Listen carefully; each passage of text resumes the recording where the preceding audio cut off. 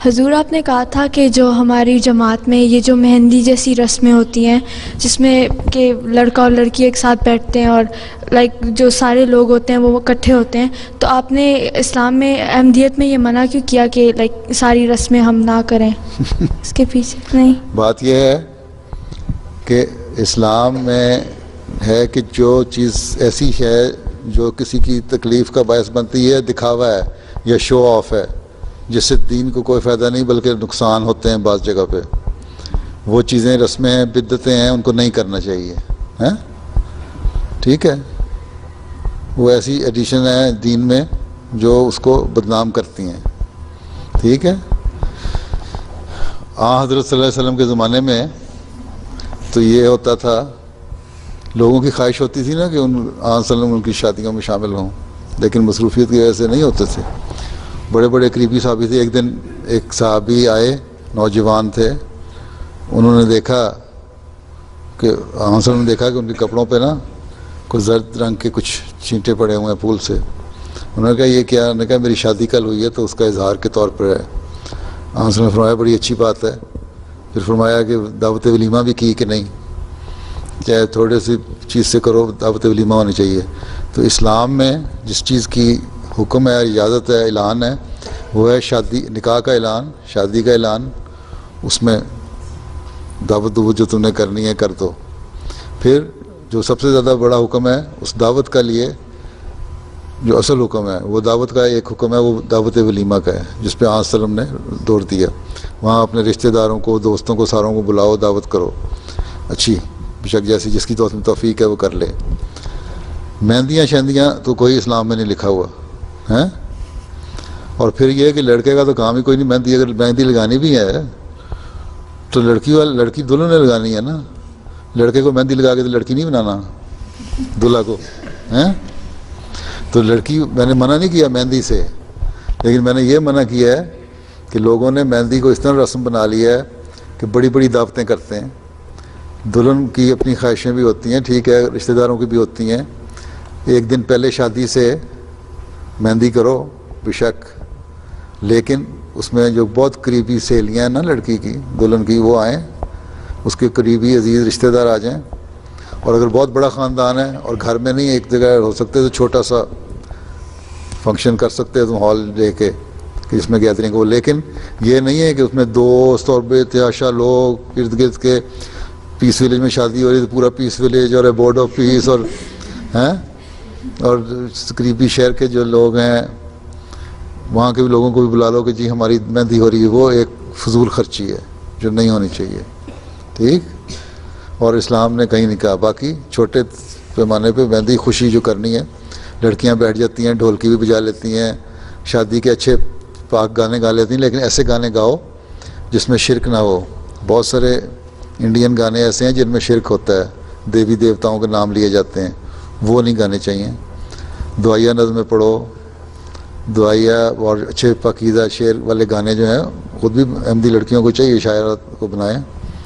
तो मैं उर्दू नहीं आती थी, इंग्लिश में बना लो एक शादी का गाना, तो बेशक पढ़ो, कोई हर्ज नहीं। ठीक है?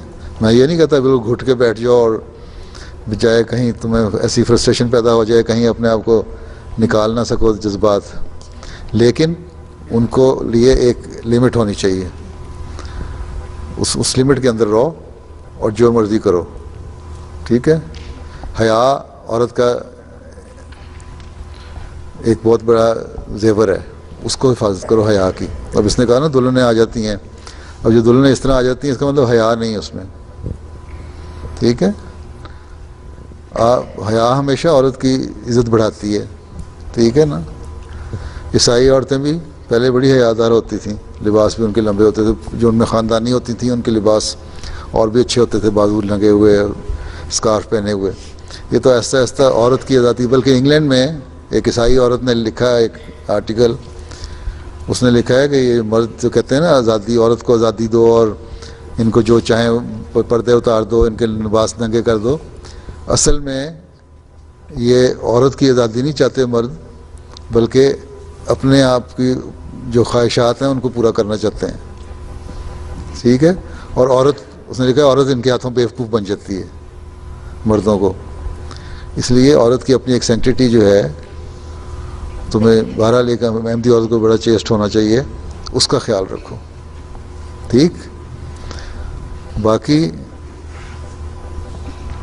लड़के के लिए जो लोग मेहंदी कर लेते हैं, बाद ऐसे भी लोग हैं जो 5-5 दिन मेहंदी की दावतें करते हैं, वो गलत है, फजूल खर्ची है।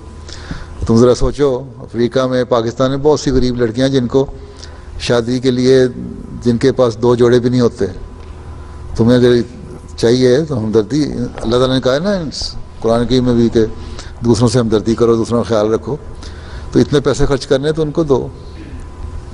हैं तुम लोग अगर $500 देते हो किसी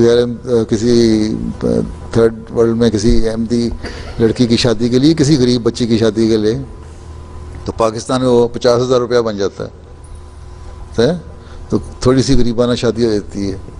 वहाँ तो बेचारे एक सालन भी नहीं खा सकते, और तुम लोग यहाँ इतनी दावतें करो कि खाना ही ज़ाया हो जाए। तो ये तो फिर फ़र्क क्या हुआ अहमदी और दूसरों में। अब ये जो वेस्टर्न मुल्क हैं जितने, ये देखो यहाँ कितनी अमीर लोग हैं, मुल्क भी अमीर हैं, पैसे भी अमीर हैं, लोगों के पास हैं, हुकूमतें भी और लोग भी, लेकिन और फिर ये कि कहते हैं हम थर्ड वर्ल्ड मुल्कों की, गरीब मुल्कों की मदद भी करते हैं, लेकिन वहाँ भी जहाँ इनके अपने वेस्टर्न इंटरेस्ट होते हैं वहीं मदद करते हैं, बाकी नहीं करते, ठीक है। और उनको भी इतना देते हैं कि बस थोड़ा सा खाओ, ज़िंदा रहो। हालांकि दुनिया में भूख मिटाने के लिए इतनी प्रोडक्शन होती है, अमेरिका में और कनाडा में जो एक्सेस वीट है बाज़ दफ़ा समुद्र में फेंक देते हैं, उनको गरीबों को दी जा सकती है। यूरोप में, हॉलैंड में मिल्क प्रोडक्ट्स इतनी ज़्यादा होती हैं, वो ज़ाया कर देते हैं, हालांकि गरीबों को दी जा सकती हैं। तो गरीबों का ख्याल रखना चाहिए, बजाय इसके कि तुम रस्म रिवाज और मेहंदियों के चक्कर में पड़ो, ठीक। समझ आ गई? जज़ाकल्लाह। हाँ।